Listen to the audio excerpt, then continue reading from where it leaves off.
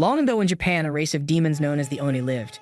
They destroyed everything in their path and massacred humans as they pleased, since no one was powerful enough to stand against them. However, a brave man named Momotaro rose as humanity's savior and attacked the Oni base. He killed thousands of the monsters, but that was only the beginning of a long war between Momotaro and the Oni that continues even in the modern age. The story begins with a young demon child named Shiki getting rescued by a member of the Momotaro organization named Tsuyoshi.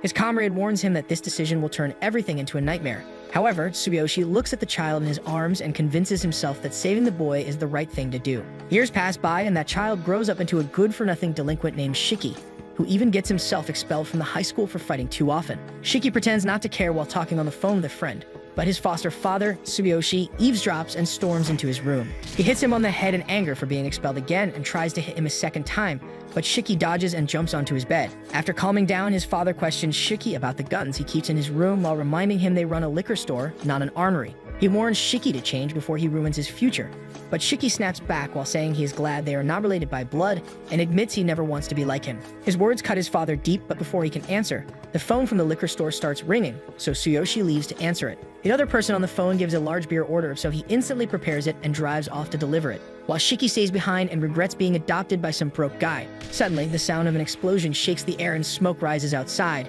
Shiki is shocked when something dark coils around his leg and drags him down to the street. The man holding him is an old acquaintance of Tsuyoshi named Samadare, who bears the blood of Momotaro. Just then, Tsuyoshi drives back and rams his car into his old acquaintance. He rescues Shiki and urges him to flee with him. As they drive, Shiki demands answers about the attack and why his father ran the man over without hesitation.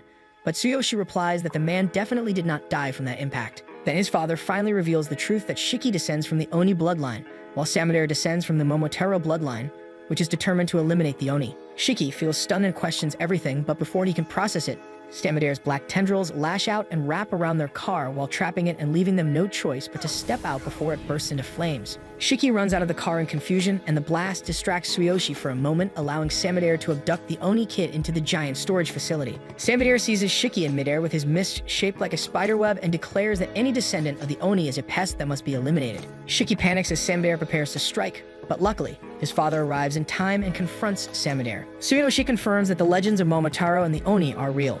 Their war has lasted for centuries and passed on from generation to generation, and the Momotaro descendants formed the Momotaro Agency to destroy Oni. Shiki doesn't believe a word, but his father tells him to shut up and orders him to stay back. Just then, Samadare summons twin swords from the mist and strikes with incredible speed, but his father blocks with a blade of mist and thinks that the black mist is a unique power of Momotaro's bloodline. Samadare looks at Shiki's father and calls his real name while saying that he once belonged to the Momotaro Agency and even fought alongside him. Hearing this, Tsuyoshi corrects that his name is Tsuyoshi Ichinos. Samadare points out that no matter how much Tsuyoshi changes his name or tries to bear the past, his identity as an ex-Momotaro cannot be erased. He reminds Tsuyoshi that the day he chose to save a demon child, he had already accepted his death sentence. The battle grows more intense as both men exchange powerful blows. Tsuyoshi stops every strike of the twin swords and counters again and again with great skill, but his enemy is equally relentless. Samadare cannot understand why his former leader would sacrifice so much just to protect someone with demon blood. Tsuyoshi responds with fury and launches an attack, but he suddenly uses a swift ability like teleportation to evade. He then delivers two deadly strikes that cut Tsuyoshi down and leave him bleeding on the ground. Shiki screams as Samadare turns toward him to finish the fight. Just before he reaches him, Tsuyoshi uses the last of his strength to grab Samadare's leg and refuses to let him touch his son. Samadare cannot understand why he is risking everything for an Oni child, but Tsuyoshi replies that a father does not need logic to protect his son. Tsuyoshi knows Shiki might be good for nothing and accepts that he carries Oni blood, but he also knows his son has never harmed anyone. He questions Samadare's sense of justice and wonders if he really feels no guilt in murdering an innocent child, but the man refuses to listen. Samadare summons his sword to strike, and Shiki watches in despair as fear and rage consume him. The demon blood oozes out of him, and his body starts to transform. He shatters the chains and vows in his heart to end the old man and save his father. He charges forward as his demon blood rushes through his veins and morphs him into something terrifying. Shiki launches fierce attacks with his newly unleashed strength, but his attacks are mindless with no techniques, so Samadare easily blocks every strike. Suddenly, Shiki disappears as blood begins to pour from his body, and he transforms himself into something even more monstrous. Samadare cannot see Shiki until a drop of blood falls and reveals him clinging to the ceiling. He is stunned at the speed of Shiki's awakening, while thinking that the boy has unlocked his Oni powers and learned to control his blood, but there is something he fears more than that. He braces himself with his sword, but Shiki attacks first and starts firing blood missiles. Samadare dodges the blasts at the last moment and succeeds in landing a blow that cuts off Shiki's arm. However, his severed arm grows back instantly because of the demon blood's powerful regeneration, and Samadera thinks what makes demons truly terrifying is not only their ability to control blood, but their berserk state, where they lose all reason and destroy everything around them. Meanwhile, Shiki is now completely wild, and his blood transforms into massive weapons designed only for destruction. Seeing that, the man sweats hard as he fights desperately with his twin swords, but his defense fails against the onslaught of rockets and heavy firepower. He keeps dodging Shiki's fire attacks and rushes forward to launch a powerful attack on him, but his attacks do little to slow Shiki, who charges forward and smashes a brutal kick into his face. Shiki stomps on him and releases a storm of chaotic blasts that tear apart everything in sight, but the old guy somehow clings to life through the destruction. As the rampage continues, the power of Shiki's demon blood begins to subside. He reverts to his human form and stares in confusion as he sees himself covered in blood with no memory of his transformation. Seeing this, Samadera realizes that Shiki is in a typical state of confusion from memory loss and body mutation, so he sees his chance and charges forward. His mind repeats the belief that all Oni must be destroyed without exception. Seeing this, Shiki tries to summon his power again, but fails and stands there defenseless. At that crucial moment, Tsuyoshi steps in and delivers a final blow to his former comrade. The old guy falls while asking why Tsuyoshi still chooses to protect a demon after witnessing such chaos, and Tsuyoshi answers with quiet joy that he is happy despite everything. Meanwhile, the explosion that tore apart the warehouse has already drawn unwanted attention, and onlookers call the fire department. After Samadera's disappearance, he focuses his attention on Tsuyoshi and decides to call the ambulance, but Tsuyoshi knows his end is near, so he asks for a moment to speak with him in peace. He apologizes for hiding the truth all these years, while saying that no father could easily tell his son he was destined to be hunted just because he has cursed blood. He explains that he cannot remain by Shiki's side any longer, so his boy has to grow strong enough to never lose to the Momotaro and the Oni by mastering the demon inside of himself. He adds that only then can he protect the happiness he longs for. Shiki refuses to accept these words and shouts in despair that he doesn't want to hear his dramatic final speech. He tells his father not to give up because he still wants them to live together as father and son. Tsuyoshi smiles faintly and whispers a final wish that demons and Momotaro could one day stand side by side as equals. As he completes his words, his lifeless body collapses in Shiki's arms. Seeing that, Shiki is overcome with regret as he remembers the cruel words he once shouted at his father, that they were not blood-related. He clings to the lifeless body and cries while begging him to wake up and scold him for one more time, but the silence answers him. Shiki realizes that no one will ever shout at him again, and tears fall endlessly as grief overwhelms him. Suddenly, a boy shows up behind him and tells him he can't stick around because there would be too many onlookers. Shiki is caught off guard and braces for another fight, but before he can even react, he gets chopped in the neck and immediately loses consciousness. At the same time, the heads of the Momotaro agency are in chaos after learning that Samadera couldn't eliminate Shiki, and some are even questioning whether he's losing his edge. However, they understand why he backed off because they can't let the people become aware of their existence or risk exposing their organization to the public. They're determined to keep the public from learning about the existence of Oni, and that's why they plan to eliminate Shiki before he awakens. They gotta find every last Oni hiding in human society and end them all. Meanwhile, a cloaked guy talks to a stranger who introduces himself as the director. He's very pleased that there are so many promising candidates this year and adds that NATO hasn't let anyone pass the selection round for years, but now someone has passed, which is rare. However, he's not sure how useful the new candidate will be, but the other man warns him to be careful and to make sure the newcomer is strong enough to survive. He explains that this new candidate is one of the rare ones who only appear once every few decades. Meanwhile, Shiki finds himself dreaming about a time when he was playing with sand in a park. His dad told him that it was time to return home, and he asked him to carry him. Now his father has been brutally murdered by some guy from the Momotaro agency. As Shiki snaps out of his dream, he finds himself in an unknown place somewhere inside Onigashima, and when he looks around, he finds a random guy who has counted over 1,000 headstand push-ups. The person tells Shiki that he didn't want to force him awake since he wouldn't get any of his explanation while being half-conscious, and he makes it clear that he is a very strict person who doesn't like repeating himself. The man steps in front of Shiki and introduces himself as Meido Mudano, then reveals his horns to prove that he is also an Oni. He tells Shiki that he won't reveal where they are but assures him that his father's body has been safely preserved. Meido explains that he brought him here for an evaluation exam. He drives a whiteboard towards Shiki, casually bragging about his roller skates and how he uses them just for efficiency. Picking up a marker, he begins explaining that the black mist Shiki saw is an ability used by the Momotaro descendants, who have formed an agency dedicated to wiping out all Oni called the Momotaro Agency. On the other side, there exists the Oni Agency. Meido continues, saying that his role is to find awakened Oni and put them through a test to determine if they are worthy of joining the Oni Academy. Once his explanation ends, Meido finally gives Shiki the chance to ask questions, but instead, the boy keeps on shouting as he demands to be released and repeatedly asks about his father. Meido reminds him that he already explained his father's body is safe and deducts a point for wasting his time. He then suggests they should move on with the evaluation if Shiki has no proper questions, but the boy keeps protesting and insists on being untied. Meido grows impatient as he thinks that the kid must be dumb, though Shiki eventually takes a deep breath, tries to think his situation through and forces himself to calm down. After settling down a little, Shiki argues that this exam feels pointless and forces himself to wear the most polite expression he can while making it clear that all he really wants is freedom, so he can track down the person who murdered his old man. Even though he tries his best to stay polite, Nato tells him to quit staring at him with that creepy face. Understanding that Shiki is only after revenge, Nato decides to ditch the standard evaluation method and crafts a perfect one of his own. He takes off his tie, then lifts the boy along with a chair and tries choking him to death with some half-baked logic that creature's real nature only shows when it's standing at death's door. Nato orders the boy to use his brain and figure out a way to live or just die right here. Shiki, however, has no intention of dying, and as blood bursts from his every orifice, he eventually stops struggling, making it look like he has finally kicked the bucket. When his blood hits the ground, it rises back up and pushes Shiki into his berserker state, where he charges at Nato with the urge to tear him apart since Oni cannot control themselves in this form. Nato brushes it off with ease, shielding himself with an umbrella forged from his own blood, and mocks that Shiki just lost 100 points because he has no clue how to handle his Oni blood. He then says he'll show him how it should actually be used, though he admits the boy won't remember any of it once the berserker mode ends. The boy pounces at him, but when his senses return, he finds himself lying on the ground with one arm still in Oni form. The examiner explains that Oni blood is powerful yet extremely difficult to master, and once an Oni falls into berserker mode, he loses both conscience and memory as he goes about wrecking everything around him. Shiki fails to understand a single thing and just points at the strange bloody shape forming from Nato, asking what even is. Nato makes his umbrella vanish and explains that this isn't some berserker state, just simple control over his Oni powers. After that, he casually declares the boy disqualified.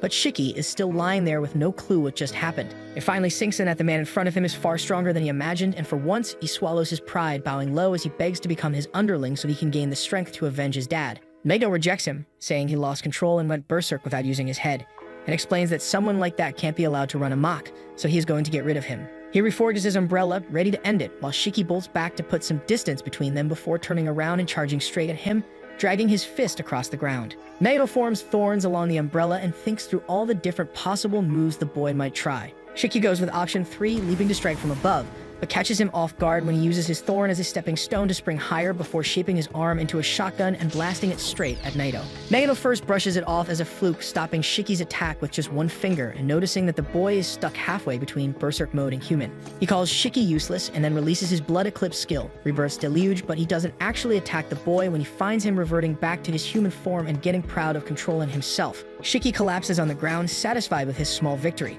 Nato finds it impressive that someone actually managed to suppress berserk mode, and he is now certain it cannot be a fluke. He curiously asks how Shiki pulled it off, and the boy only bluffs, saying he will share his secret if Nato accepts him as his underling. He then explains that when he saw Nato shape his blood into an umbrella, he figured that since both of them are Oni, he might be able to copy his skills. So he tried it, yelling his arm to turn into a weapon, and it freaking worked. Hearing that, the guy is dumbfounded by his nonsense and thinks it should be impossible for a demon to control blood with such a reckless strategy. Monkeys like him, who have poor control over their emotions, always struggle with their blood. In his mind, it feels like when emotions surge, there is a rational officer inside him warning his conscious self to stay calm, keeping the berserker from breaking out. Nato believes that being perfectly calm and rational is the only way to control blood without losing control, but Shiki's brain is different. For him, there is always an emotional emergency, and his conscious self beats the rational officer, begging him to calm down. That lets the berserker break loose, yet Shiki also beats his inner berserker so he can use its power with willpower, which means he relies on raw instinct instead of real control. Though it is a crude method, his power is undeniably strong. Seeing Nato lost in thought, Shiki snaps him out of it and says he will learn anything he teaches as his apprentice, determined to become strong enough to make Samadare suffer. He claims he is ready to be one of the useful pawns Nato mentioned earlier. However, Nato rejects the offer at once, saying Shiki does stunts that could cost him his life, and he is too reckless to think about the consequences if he loses control on a mission. According to Nato, a proper demon should always prepare multiple backup plans, and Shiki is unfit to be his apprentice if he cannot do even that. Disappointed, Nato merely thrusts his spear into his head, saying he never once thought about taking him as an apprentice.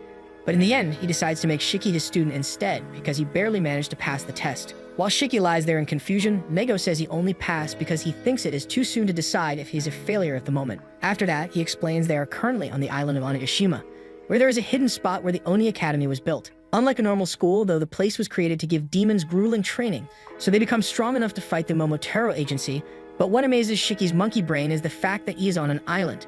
Nato lightly pokes his face for interrupting and continues, saying he will learn how to control his blood in a fight alongside education on the history between Momotaro and the demons. In the end, he reveals he will be Shiki's homeroom teacher and that the boy will live in the dorms moving forward. Hearing that, Shiki's brain has a nuclear meltdown, but what he is truly interested in is whether the training will make him powerful enough to avenge his father. Naito replies that it is completely up to him, though he will be expelled if he fails to perform. That is all Shiki needs to hear to get on board, and with that, Naito takes him to the dorms, where he notices for the first time that he has horns poking out of his head. Outside, Naito tells him it is part of the awakening and that he will be able to bring them in and out at will after training. Once Shiki is done putting on his uniform, he feels excited about going back to school, but Naito reminds him he is the least talented in his class, so he will be the first to get kicked out if he shows that he is weak. Shiki welcomes the challenge, but he remembers the Oni agency still has his father's body. Naito explains they will keep it safe in the morgue until he decides what he wants to do with it, and tells him to stop wasting time thinking about regrets because they are ineffective. That gets on Shiki's nerves, but the teacher tells him to become strong enough that he will not have to regret anything in the future. Shiki is surprised to hear him act nice in his own way, but the toxic teacher ignores him and rolls away, warning that he will be expelled if he cannot make it to class in 15 seconds. Outside the class, Shiki gets hyped up and wonders what kind of bombastic entry he should make, but Naito suddenly kicks him through the door to make things fast. As he looks around the quiet classroom, Shiki notices he has a nosebleed, so he asks the masked boy, Jin Kokosaki, to give him tissues because he looks sick and probably has some, but Jin rudely tells him to keep his mouth shut. Hearing that, Shiki gets irritated and mocks him for being a baby demon with no cool horns like him. But Jin brings his horns out and says rookies like him who show off their horns are a disgraceful embarrassment to demons. Sitting in the back, Akari asks Jin if he just called him an embarrassment as well, and Jin's cocky attitude makes him so angry that he gets ready for a fight. Quinn riles them up while Juji reminds the gentleman that they should not get violent in a classroom and politely offers his handkerchief too. Meanwhile, the shy girl Homer apologizes repeatedly because she has no tissues, and the emo boy Rokuro acts depressed like usual. In the end, Shiki forgets about the nosebleed and tells Jin his insufferable attitude really ticks him off.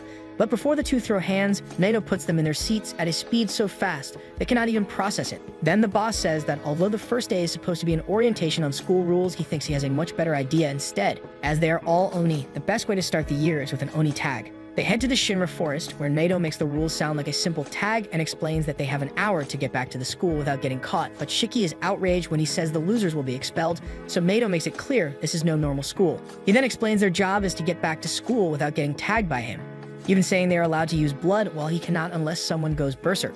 Hearing that, Jin tells Naito not to cry if he gets killed because he cannot use his blood power, but the teacher welcomes him to try, saying he will graduate and get the unit of their liking if he succeeds. Shiki is tempted by the reward since it will help him avenge his dad.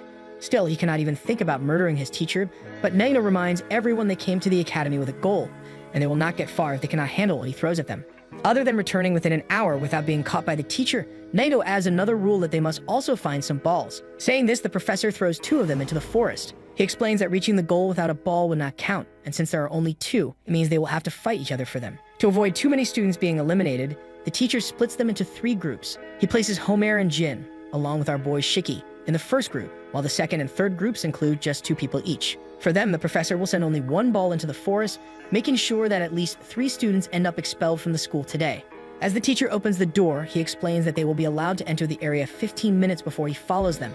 And when he asks if there are any questions, Shiki immediately starts protesting and complaining that he cannot team up with the masked weirdo Jin.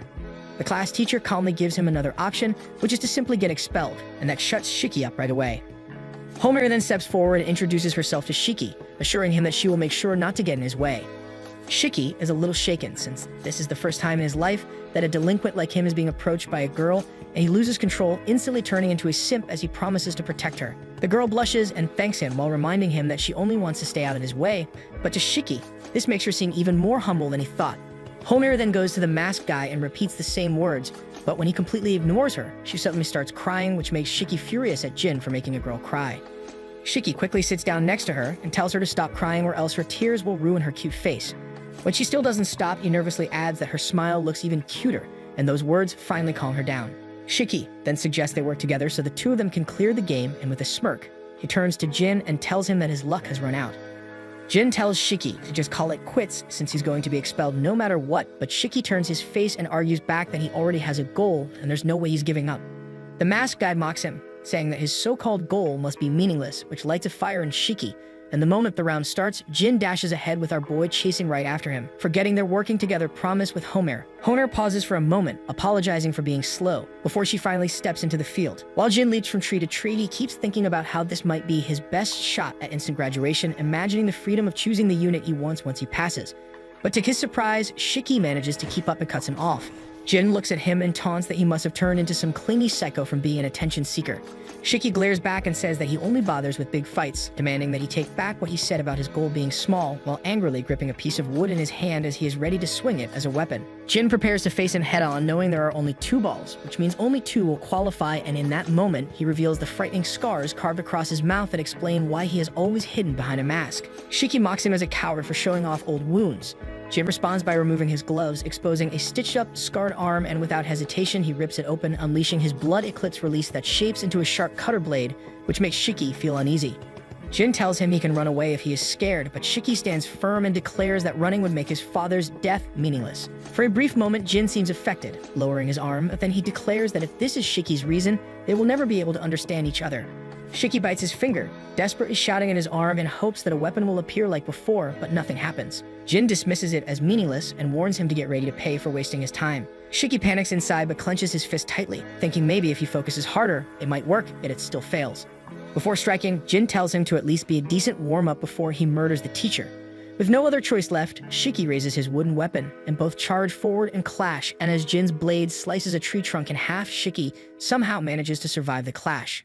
Meanwhile, Honor keeps calling out for her teammates when she suddenly hears a tree falling nearby and gets a bit scared before she trips over a tree root.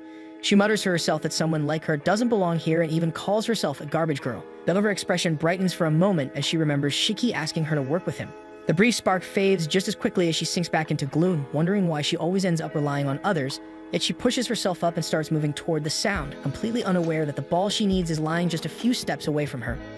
Even the students outside start feeling uneasy at the noise, with Rokuro clutching his chest and saying his heart might explode, while Ikari actually finds it exciting and suggests checking it out, only for the nerd Jugi to remind him that it's against the rules. Back in the fight, our hero struggles to dodge Jin's attacks, and every time he tries to counter it, he gets knocked back down. That's when he notices Jin's weapon looks different from both his own and the teacher's, which makes him wonder if it means something, though he still hasn't figured out how someone can even control their blood. As he is lost in thought for just a second, Shiki gets slammed into the ground. Jin walks away, mocking him for not even making him use his blood, but Shiki forces himself back up, which makes Jin fire a ranged attack. Homer manages to step in just at the right time and place to get her murdered, but Shiki barely manages to save her at the last moment. The attack leaves him with a small cut, and a drop of his blood lands on Homer before he stands his ground and scolds Jin, demanding he apologize to her. Jin just scoffs and tells Shiki that he should head back home if such a weak attack was enough to make him wet his pants.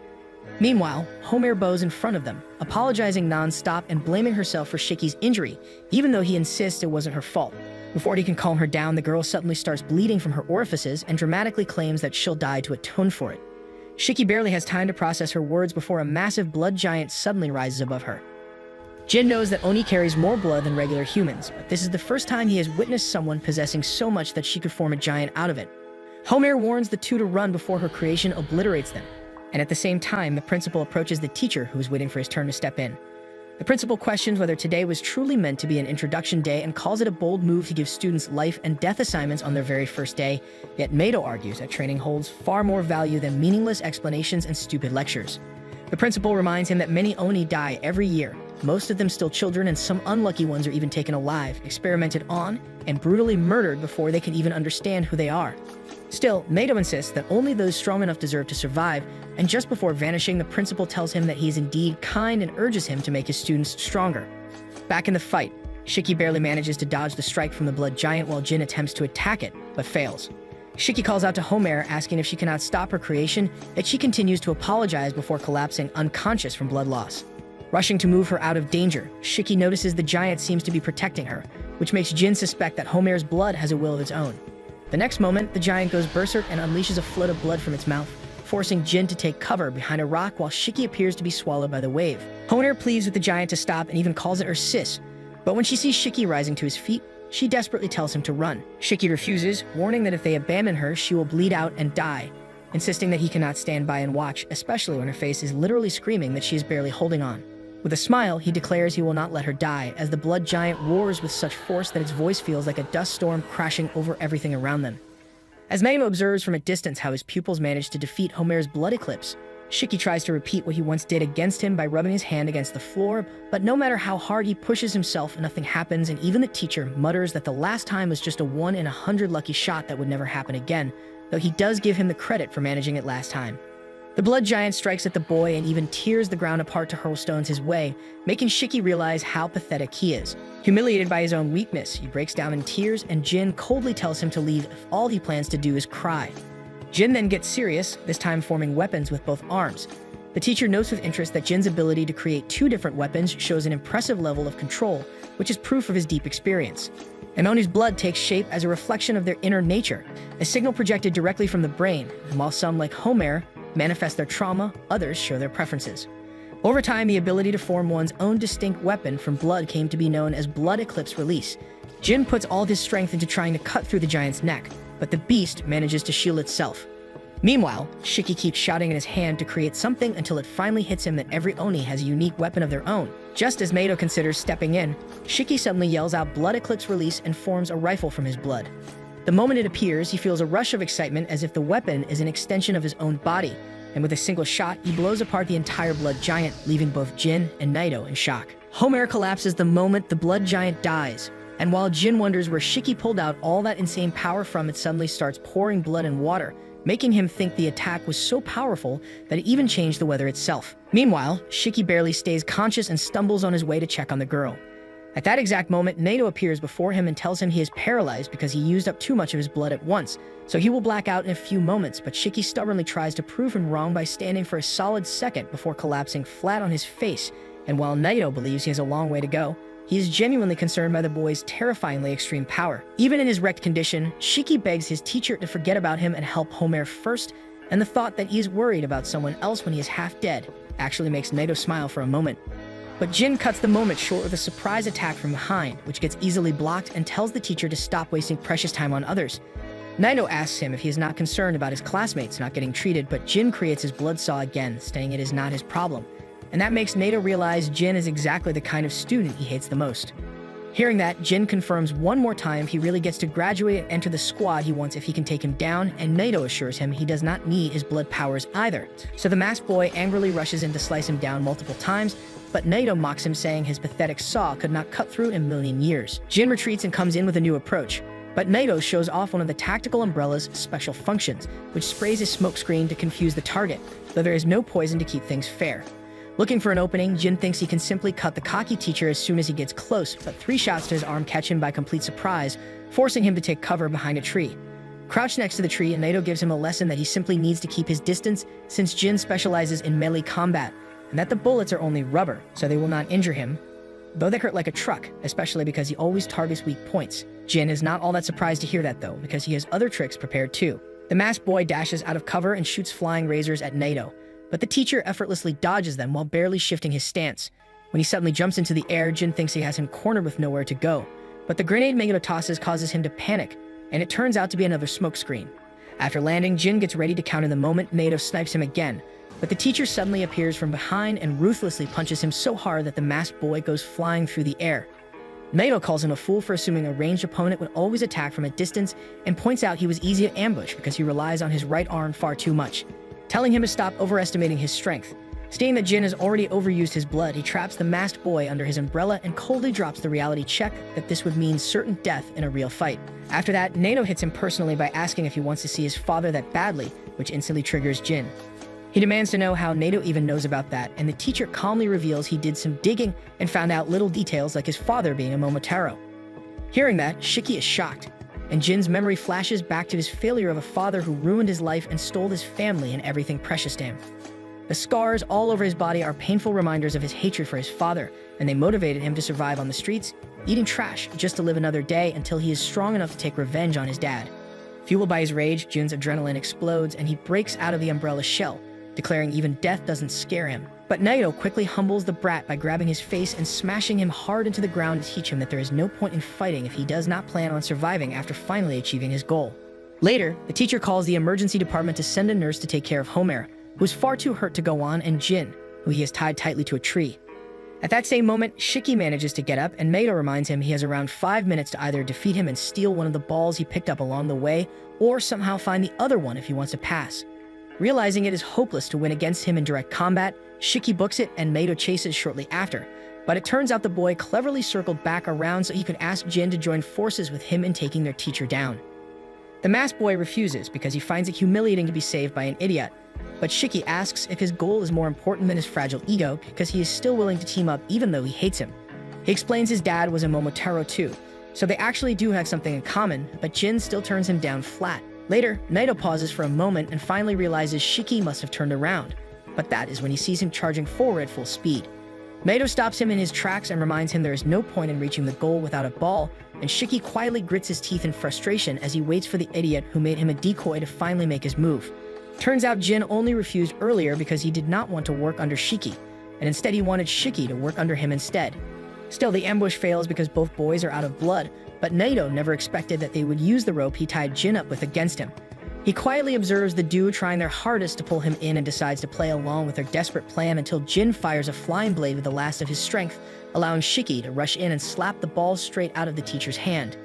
At that moment, Naito realizes one of them can actually make it if they run at full speed in the remaining time, and he assumes he will simply steal it back once Jin runs and Shiki chases after him. But instead of that, Shiki cheers Jin on and shocks both of them. So while Jin books it at full speed, Shiki smugly brags to Naito that they really outplayed him. But his teacher reminds him that even though Jin will pass, he just failed himself, and that means he will be expelled. Shiki realizes too late that he completely forgot about the penalty for failing, and his teacher fully discovers the infinite depth of Shiki's brain rot. He evaluates Shiki as a simple boy who has no real idea of benefits or risks, and simply does whatever he genuinely thinks is right. On the other hand, Jin is locked in on the goal when Shiki's blunt honesty and annoying wise words play in his mind, so he turns around to help him out. Seeing that, Shiki wonders if Jin sucks at navigation, but Jin says he would rather get expelled than pass, while owing a favor to Shiki. And that is why he tells him to take the ball and run to the finish line. In that beautiful bromance moment, a tiny piggy suddenly arrives on the scene. The boys wonder what the round little guy is, and their teacher explains that it is a messenger sent by their Baku Express service named Makun. Naito is concerned because Makun is only dispatched during real emergencies, and he plays the message. It turns out to be an urgent call for assistance from the Kyoto Division because the Momotaro agency just attacked them with monstrous demon hunters. Outside the forest, the other students are tired of waiting and assume all three failed when Naito and the two suddenly return with Makun. The teacher informs them that Homer will be in the care unit for a while, and their training is canceled because the Kyoto branch is under attack, meaning they must immediately head there as backup. On the ferry to Kyoto, Naito keeps doing push-ups like always while Shiki yells at a mirror with full concentration, desperately trying to make his horns disappear. When they finally go in, he brags about it to everyone, but Aikari instantly tells him to shut up because literally everyone except him can already do it. That makes Shiki furious, and while the two flame each other endlessly, Juji asks Naito if they are really going to a war zone where real Momotaro are. Naito replies that he has no choice, since all the instructors like him are being urgently transferred as they speak, and the students will not be fighting. Instead, they will only help the support team working behind the scenes. Hearing that, Shiki is annoyed, and Aikari does not like the sound of being an Iran boy.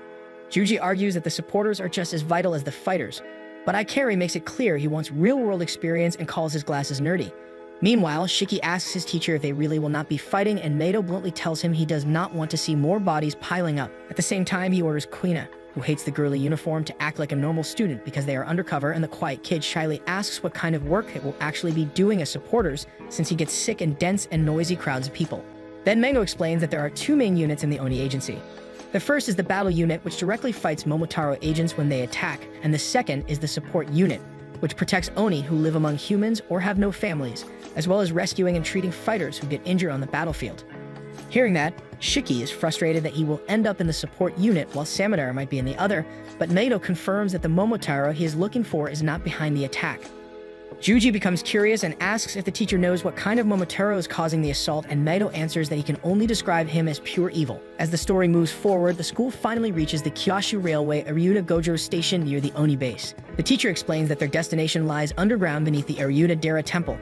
He then leads the students to the Mizumoto restaurant, which looks like an ordinary place at first sight, but inside, an old granny greets them warmly, saying she's been expecting them. Without delay, she leads the way and guides them into a hidden underground tunnel. Meanwhile, the third team of the Oni agency has been completely wiped out by a ruthless Momotaro captain named Somakuri and his aide Yomoji. The captain mocks the fallen Oni, calling them maggots for lining up as if they were real soldiers and laughing at how absurdly they try to act like humans.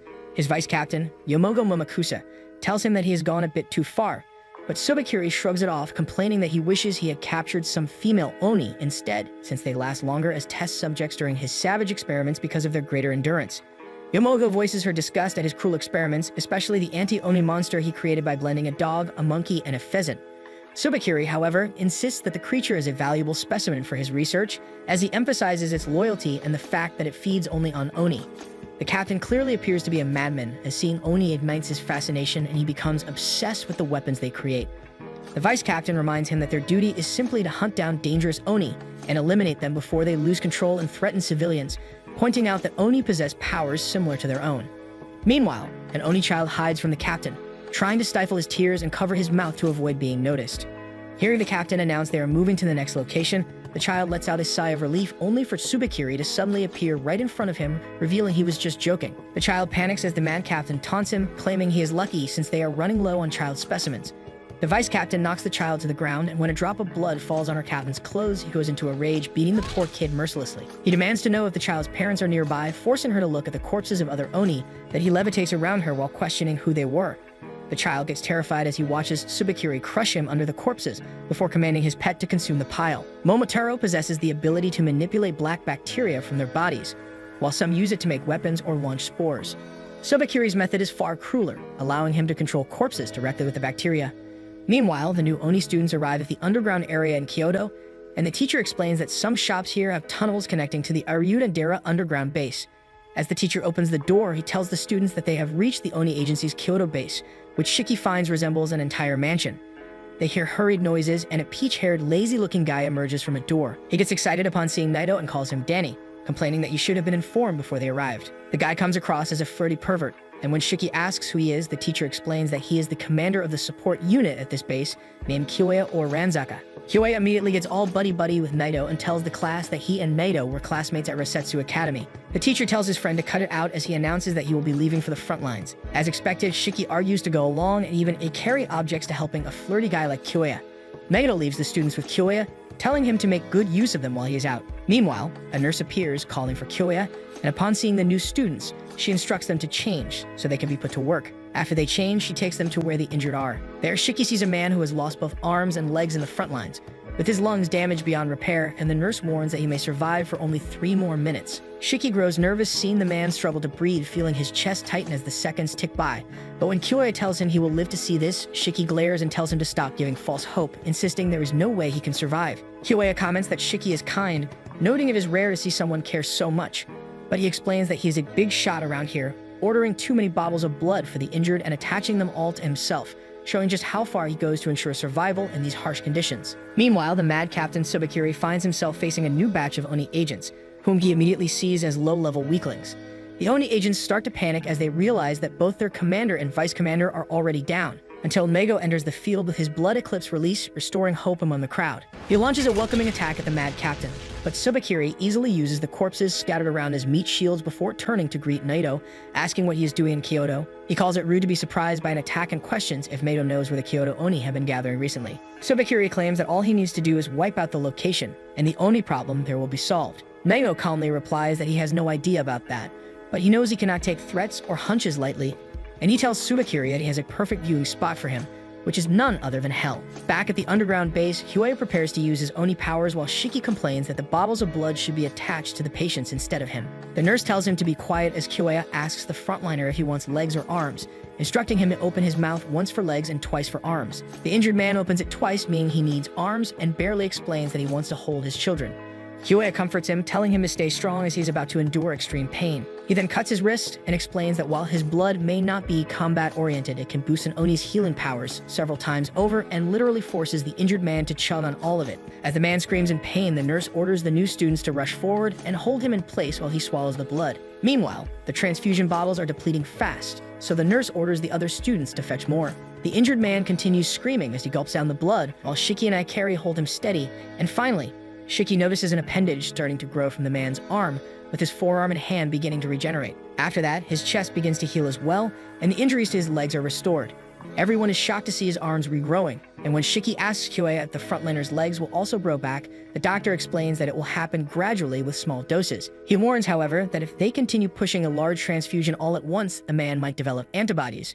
And if that happens, no matter how much blood they give him, the regeneration will no longer work. Kyoya then turns to the frontliner, telling him that he will likely retire from the battle unit for now, but can continue working in the support unit, and he will even provide a pair of prosthetic legs so he can move around again. The soldier cries as he thanks Kyoya for doing so much for him. Once he finishes attending to the patient, the doctor stands up and explains that this is what the war between the Oni and Momotaro looks like. He explains that he understands why so many people want to go to the front lines, but he makes them realize that those fighters can only act freely because there is a support unit working behind the scenes to keep them safe. He calls the support unit his battlefield, and this speech gets Akari excited, who admits that he had thought Kyoya was just a lame pretty boy, but now sees the strength and determination within him. Even Shiki feels pumped and tells the others that he is ready for any task the doctor assigns, but Kyoya explains that he needs Shiki for a very specific task. He takes Shiki to a little girl named Mei and asks him to take care of her. When Shiki questions why he has to look after the girl, the doctor explains that her family was attacked by the Momotaro yesterday and her parents are still missing. He adds that Shiki seems like a kind person, which is why he thought this task would suit him. Shiki sits beside the girl and tries to lift her spirits, speaking gently to draw her out of her daze. She remains distant and unresponsive until he asks if she wants to go to Ryuta-dera, which finally catches her attention as she asks what that is. Shiki is surprised that she doesn't know about it and explains that it is mentioned everywhere in books, only for the girl to reveal that she never attended any school. At that moment, the support team brings in a pile of Oni corpses collected during their patrol, and as Mei rises to look, she spots her mother and father among them. She rushes forward and breaks down in tears at the sight. Meanwhile, as Mado prepares to strike the mad captain, Tsubakiri mentions whether his present has arrived safely. Mado asks him what he means, and the mad captain explains that he left some Oni corpses infected with his bacteria, expecting they would be taken in. When the villain reveals that the Oni have brought those corpses into their base, and then he can control them at will, Mado feels a wave of worry. Back in the base, while the little girl cries over the loss of her parents, the doctor says he will carry the remaining bodies and asks Shiki if he wants to help him. Just as Tsubakiri uses his puppeteer skill, Mii's father suddenly rises, and the girl, overjoyed to see him alive, watches in horror as he acts like a zombie and tries to strangle her to death. The doctor quickly realizes it is Tsubakiri's ability and immediately tells Shiki to cover the girl's eyes while Kyoya pushes utensils through the father's brain via his ears, taking him out for a second time. Dr. Kyoya explains that destroying the brain is the only way to stop him, as merely severing the head would not work, and further apologizes to Mai for the suffering she has to go through at such a young age. Just then, the doctor suddenly realizes that all of the bodies that came in were infected as a pair of arms appears behind Shiki. Mei screams as she watches her own mother choke Shiki right in front of her, while he begs her to stay away. Realizing he will have to do it too, Kyoya pulls out his blades to put the woman out of her misery, but he also gets restrained by the other zombies. As Mei desperately cries for her mother to stop, Shiki nearly blacks out from the struggle. In the hallways, one of the rescuers rushing to transport the bodies feels someone hold his hand, and the team discovers too late that the corpses are infected. The zombie demons break loose and attack every patient they see in the support unit. Meanwhile, Kyoya is shocked that Tsubakiri is able to control so many bodies at once, and while Shiki barely hangs on because he just can't hurt Mei's mother in front of her, Mei keeps yelling at her mother to stop, and Kyoya urges him to hold out till he gets there, but the zombies forcibly pin him down. Seeing that he has no other choice, Shiki finally pulls out the gun that his teacher gave him back on the ferry. He was thrilled to get his hands on a real handgun, unlike the fake models in his room, but Mado warned him that it's only for use in emergencies since he still cannot properly control his blood. He explains that it is loaded with rounds coated with his blood, so they hit harder than a normal gun, and you must use it carefully.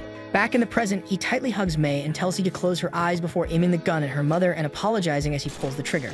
After the lady's lifeless body crashes to the floor with a heavy thud, Shiki takes a brief moment to recover mentally before shooting down the zombies restraining Kyoya. Then he pants hard after taking a life for the first time and helps the doctor up, and the doctor puts him in charge of taking down the intruders in the main hall while he saves the patients, because the supporters don't have weapons. On the other hand, Akari angrily asks what the hell is going on, and Rokuro gets scared that he's going to die. Kuina also does her best to take down as many zombies as possible, but they keep getting up every time, leaving Jin confused if it's even possible to defeat them. Just then, Shiki runs in and tells them they only go down for good when their brain is damaged. As soon as he hears that, Jin uses his blood saws on the 3 corpses in front of him, and they drop like flies. As Kuin and Akari realize what Shiki meant, Kyoya tells them to prioritize saving the patients above all else. Shooting demons left and right, Shiki thinks it is gross that he is forced to kill so many, even if they are just bodies. As Yuji and Rokuro help escort the injured and Ikari protects them from the zombies that don't seem to end, Shiki has a crisis every time he pulls the trigger because every single demon he puts down is someone who is precious to someone else. Kyoya calmly orders the rescuers to move patients while Shiki holds them back. He wonders how he can sleep at night after putting bullets in the brains of innocent people. Then he gets a flashback of the scene when the doctor stabbed Mei's father in the head and he shot her mother. Desperately wishing he could cry, he awakens a burning desire to destroy the Montero, who are the real enemies behind this mess. On the other hand, Nato goes all in from the very start and thrusts straight for Suri's heart, but the madman blocks with the bodies of his own people, laughing in his face as he mockingly calls it an oni kebab. Just then, Nato senses the ugly right beside him and barely manages to dodge the strike at the last second. Seeing his pained expression, Subakiri grins and calls the demons he sacrificed nothing more than maggots. In frustration, Nato tells him he has gone too far into madness even for a loner, but the madman laughs it off and fires back that such a line is ironic coming from a loner like him. Without hesitation, Nato orders the demons to escape while he prepares to take down the Momotaro himself. But Subakiri orders Yomoji to activate her power, summoning a massive cube-like barrier that seals everyone inside. Nato questions if this is supposed to frighten him, but Subakiri only cackles louder, explaining that while no one can escape without Yomoji's permission, he and his partner are free to attack the support unit as they please. The crazed man bursts into another fit of laughter, fully aware that Nato assumes he does not know the location of the hideout, only to reveal that he secretly planted trackers on everyone. With twisted delight, he announces that all the signals have conveniently gathered at one very suspicious place. Following the signals, the Momotaro agency discovers that all the bodies have been transported beneath the Aryuta temple. Subakiri erupts into maniacal laughter at Nato's grim reaction, taunting him to enjoy a good brawl with his ugly, while he himself goes on to devastate the demon hideout. As he casually walks away, he orders Yomoji to allow the ugly inside the cube. The monstrous creature walks in, and the mad scientist says that it is fine to let this one break since he is just another mass-produced piece. The moment he snaps his fingers, the ugly's stomach swells up, disgusting the demon agents, but before anyone can react, his body violently shakes and beams of light burst out from every pore. In the next instant, the creature detonates with the force of a mini nuclear blast, annihilating everything in the surrounding area. Looking back at the devastation, Subakiri sighs in disappointment, thinking that his bomb could still use some refinement. Yomoji suggests they confirm if the targets have been eliminated, but the mad scientist replies he has no intention of dirtying his white cloak with blood or smoke again. Inside the smoking crater, Nato's body lies completely motionless. Back at the support unit, Shiki tries to calm himself after firing down the last zombie, and the other students confirm that they cleared out the remaining corpses. Then Kyoya tells the students that all the patients were safely moved thanks to their efforts, but both he and Shiki turn to Mei, who is traumatized as she quietly stares at the lifeless bodies of her parents. Kyoya tries to comfort her and assures her that she is safe now, and Shiki apologizes for pulling the trigger on her mother. To his surprise, however, the girl says she is fine because she has been hiding inside his shell her entire life. She never went to school and always ran from every responsibility placed on her. Because of that, she was mentally prepared for a day when she would lose her parents, so she tells Shiki not to worry about her at all. Hearing that, the boy goes speechless, stunned that a girl who just witnessed her parents' deaths is telling him not to worry about her. In frustration, he remembers back when he was her age and dreamed of being an ally of justice who vanquished evil like the superheroes on TV. He believed that the Momotaro were supposed to be heroes, yet the results of their actions are anything but heroic. At that moment, he tightly hugs the little girl and swears that he is ready to become a villain if that is what it takes to beat the fake heroes. Everyone in the room falls silent as he vows to create a world where she can smile, and his heartfelt words quietly touch Mei's heart. Later, under the Aryuta temple, the doctor walks through a huge underground tunnel to show him where the bodies of fallen demons are carried before being transported to the cremation site. Back on the surface, the nurses clean up the pools of blood and move the corpses while Shiki stays with Mei to comfort her. As he silently sits there processing everything that happened, Ikari grows annoyed that he gets stuck with manual labor like a grunt while Shiki rests by her side. He gets even more irritated when he notices 4 eyes slacking off as well.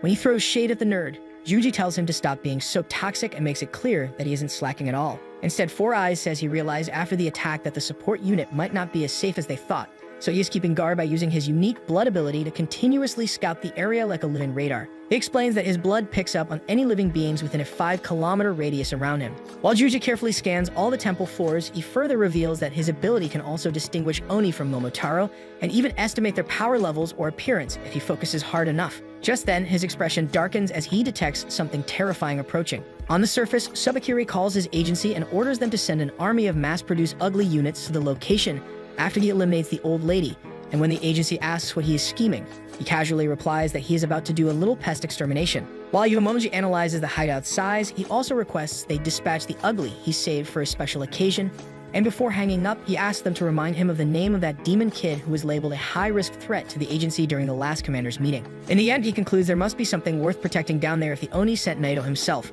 Before they go in, Yomoji reports that the underground complex is massive and she has no clue how many demons might be hiding below, so she suggests flooding the tunnels with poison gas instead. Subakiri admits the idea sounds great, but he grins like a creep the moment he receives the high-risk Oni's name. At that moment, he changes the plan, saying they will eliminate every demon one by one after asking their names because he needs the boy called Shiki Ichinos alive. When Yomoji asks what is so special about that kid, the mad scientist says he is different from the rest of the demons, which makes him a far more fascinating test subject in his eyes. Meanwhile, little Mai thinks about her parents. One day, while she was walking out in the dark, her mother came and asked if she wanted to go out and play. She cheered up as her mother took her to a park. where Mai picked a flower and happily gave it to her, and her mother loved it. She once had a beautiful family who would follow her wherever she wandered, worry about her, and gently pat her.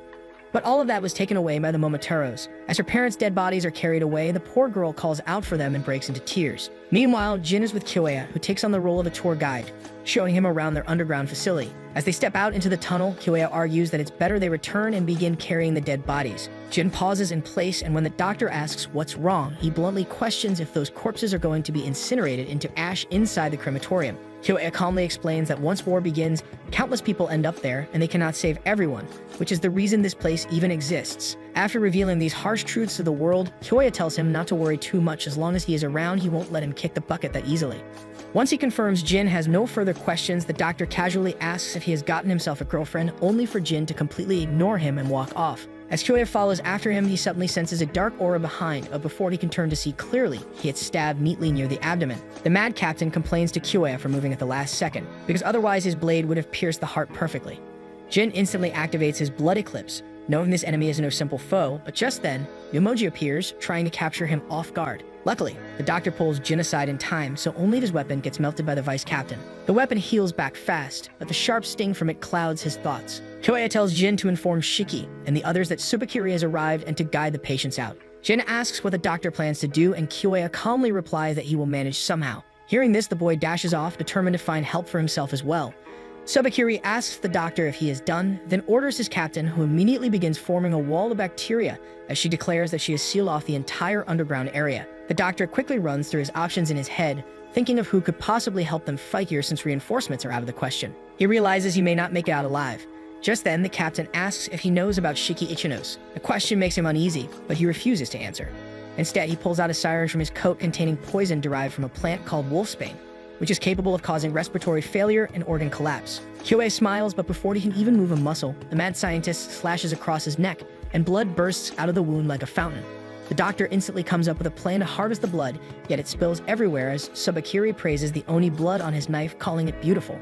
Lying on the floor, the playboy isn't worried about being down for the count. Instead, what bothers him is why Yomogi wasn't the one to strike him. Tsubakiri wonders if the man has already died and decides to use the corpse since he forgot to bring one. As he releases his black bacteria to take control of the dead body, he suddenly senses that his creatures have arrived and calls for Yomogi to let them in. Right then, a horde of hideous monsters pours in through the barrier, and when their boss, Tsubakiri, asks if they brought what he ordered, one of them opens its mouth wide and pulls out a coffin from inside. The captain calls it filthy for being drenched in monster saliva and orders them to remove the cover from it. Meanwhile, Jin rushes over to the base and quickly opens the door, but all he can find inside is blood splattered across the place with no one around. He looks around, trying to figure out where everyone has gone, and soon realizes that they have all gathered into a single room. Shiki explains that Yusuru's enemy search had already detected some Momotaro coming in, which is why they rushed to evacuate all of the patients to the surface. However, while they were at it, a sudden black mist sealed off every escape route, leaving them with no way out. Luckily, all the patients managed to escape, but they, along with several supporters including Mei, couldn't make it in time and were left behind. Hikari argues that they should split up and look for another way out, but the head nurse explains that she already checked every exit and all of them are blocked. Shiki then asks Jin about the flashy doctor, but before Jin could tell him, the ugly monster barges in and walks straight to a supporter, devouring him alive. All the supporters freak out and scatter in panic. Meanwhile, the mad captain enters the underground base along with his ugly monsters carrying the coffin. He looks around, finds the place very amusing, considering it was built underground, and orders his monsters to set the coffin down here. He then commands them to murder everyone they find except for Shiki, whom he wants alive. Yomoji asks the captain if he isn't going to come with them, but the captain simply sits on the coffin and replies that he's going to wait here as he has much thinking to do. As the scene shifts to the closet room, Quina is busy searching for something else to wear since the outfit they were given feels way too stiff for her to move in properly, let alone fight the enemy monsters. Meanwhile, Rokuro is lying down nearby, arguing about how his heartbeat feels all over the place and how his breathing is getting heavier. He starts wondering if this might be some kind of heart disease that could even kill him, and he also complains that the clothes he is wearing are far from comfortable, with the fabric irritating him. Quina yells at him, saying that he only collapsed because of stress, and reminds him that his shortness of breath is simply because he was running earlier. She then tells him to look away while she changes into a new uniform. Seeing her energy, Rokuro argues back that healthy people are always too optimistic, while he himself could never think like them. On his way there, he had come across a random post online and clicked on it, reading that people were getting sick in this place, which only made him more worried that he might end up sick as well. After that, he starts complaining about a headache and even more stress building up. Quina tells the guy to stop stressing over everything since she already has enough of his nonsense.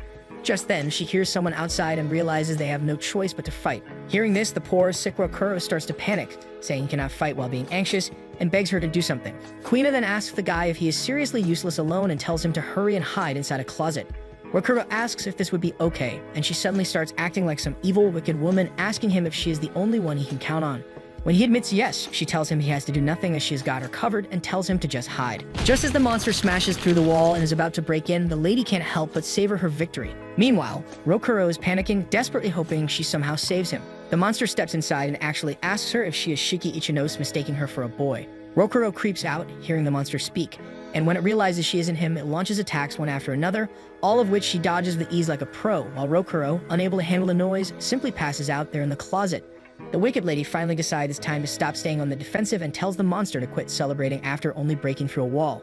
She bites her finger and activates her blood eclipse release, forming gauntlets around her hands. Meanwhile, Jin is rushing back to check what happened to the flashy doctor and if he is still alive. Yomoji is searching around for Shiki, and Ikari is met by a monster who casually opens the door instead of smashing it down. The monster asks Ikari if he is Shiki, which makes Ikari furious as he yells that he doesn't want to be compared with a loser. At the same time, Shiki is trying to find a safe spot for Mei and hides her in the bushes while keeping watch for anyone approaching. Back in the closet room, Ikari slowly regains consciousness. The first thing he feels is panic, as if his heart has stopped. He checks himself quickly, making sure he is still alive and looking for any strange side effects. What unsettles him even more is the silence outside. Not a single sound reaches his ears, and that makes him wonder if everything he had been hearing before was only a hallucination. Otherwise, it makes no sense that things became so bad that he ended up hiding inside a closet. He takes a long breath, trying to steady himself, and convinces himself that maybe he imagined it all and somehow crawled in here on his own. As he pulls the closet door open, his relief fades because a monster is staring right at him. Rokuro freezes while trying to calm himself and prays the creature will ignore him. To his surprise, the monster turns away and moves toward Kuina. It lowers its head near her, as if she is controlling it, and she smashes its face with a punch. She keeps hitting it with joy, and the sight terrifies Rokuro even more. The lady's skill is called I Love, and if Kuina's blood costs an enemy past a certain limit, she can put them under a spell where they gradually lose the will to fight and are reduced to mindless creatures. Rokuro cannot believe what he is seeing as he gets excited over the demise of the monster, and Kuina reminds him that she told him she would take care of him. She has been so caring that she would spoil just about anyone after protecting them. Rokuro bows in front of her and promises to remember her kindness for the rest of his life as long as he does not end up with some brain disorder. She even puts him on the bed and tells him that everything will be over once he wakes up. Meanwhile, the monsters are chasing a nurse and kill her instantly. Back with Rokuro, he comes to another bizarre conclusion that the wicked woman must be setting him up for a trap, or maybe she plans on using him as bait so that while the monster is busy eating him, she can escape. Just then, another monster finds its way inside, and the woman gets ready to take it down as well. The monster turns one of its arms into a whip and attacks Kuina, but she dodges and tells the weak man hiding in the closet to hide himself while he panics over the creepy tentacled arm that looks like a huge parasite worm. Kuina realizes this ugly is different, but she refuses to let that ruin her fun time. She leaps and activates her blood gauntlets mid-air to crush its face, but the monster dodges at the last second and pierces her shoulder so deep it makes a hole. After that, it wraps both her arms with the tentacles and makes it impossible for her to move. Then the ugly swings them to smash her into the roof before swinging around and hitting her into the walls and floor, which leaves Rokuro completely horrified. As if that was not enough, it starts stomping on her face, and that makes Rokuro realize things are getting way too bad. He panics hard at the thought of seeing her die right in front of him and thinks he should help, but the ugly's non-stop stomping quickly changes his plan into wishing for someone else to save her because he is useless even if he goes. At that moment, he realizes that he has been hopeless for a long time and flashes back to the past. In his village, he remembers Lulu, who was his first crush and made him feel safe. When she was watching, he bravely jumped off a cliff into the lake because she made him feel like nothing could hurt him, and he could even be a hero if she was with him. After the dive, he bragged to her that he could definitely jump from higher with ease, but she noticed when she handed him a towel to dry off that he was clearly scared by how badly he was shaking, but she still supported him with her kind smile. The two lived in a village deep in the forest, where Oni secretly lived with the humans. Back then, Lulu loved dancing, so he had warm memories of all the times he danced together with her at sunset. One night, the two danced together at a festival in the village when Lulu suddenly fell while she was dancing. Rokuro asked her if she was fine, and she said everything was alright, but she was quite sick. As Oni blood changes completely after they grow their horns, it becomes chemically different from human blood, and that made it impossible to take her to a human hospital.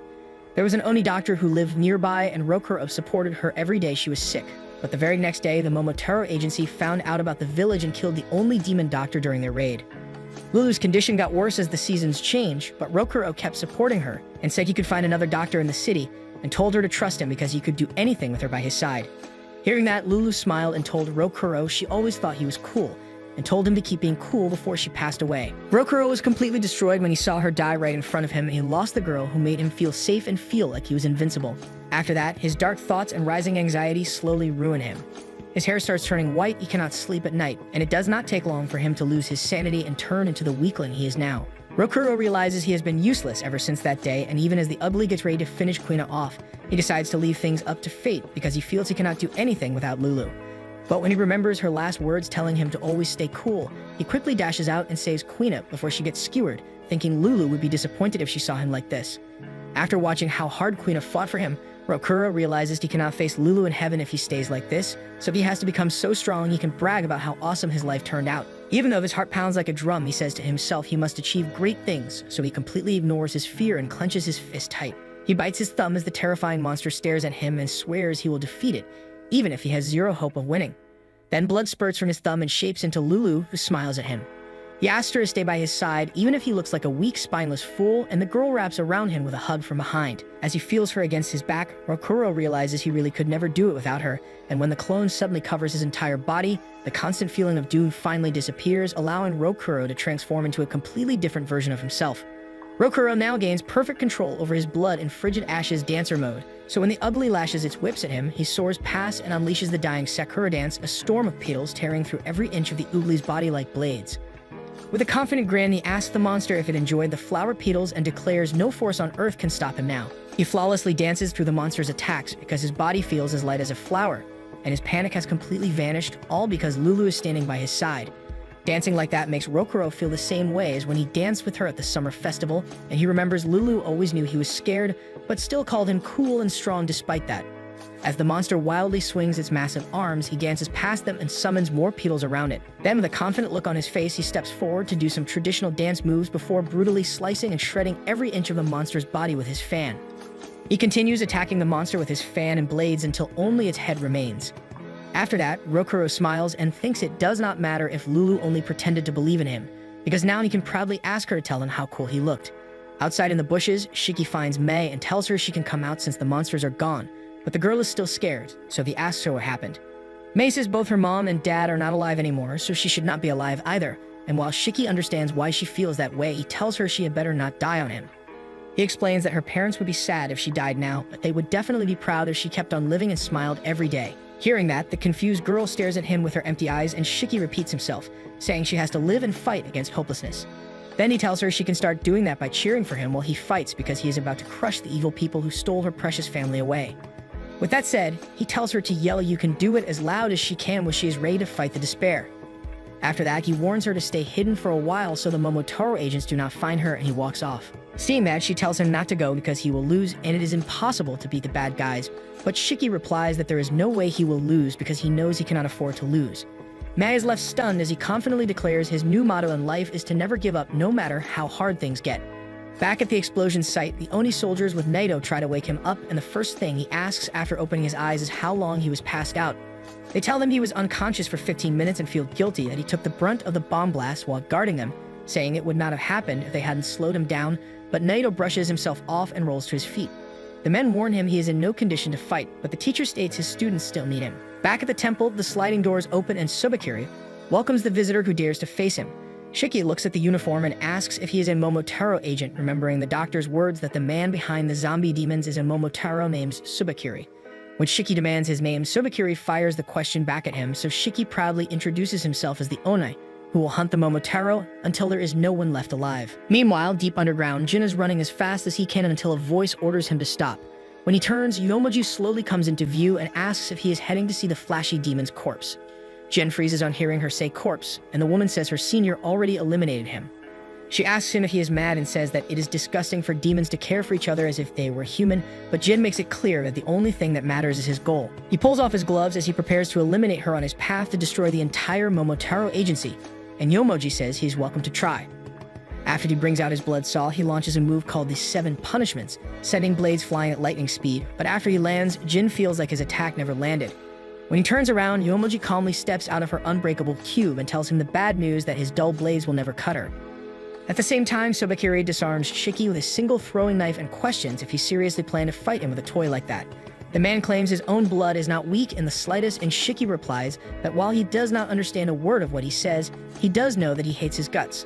With that, his blood transforms into a massive assault rifle, and Subakiri gets fired up. Shiki swears he will fire everything he has as Mei's sad smile flashes in his mind. Shiki remembers when his teacher said his blood control is lacking, but he yells that he does not care and fires at Subakiri with a full power shot, sending him flying back and blowing apart everything in its path. After that, he swears he will never quit, even if the fight is impossible, and Subakiri admits he is stronger than expected. Hearing that, Shiki smugly asks the guy if he's scared. But that's where this video ends. Remember to like and subscribe to the channel. Thanks for watching, and I'll see you next time.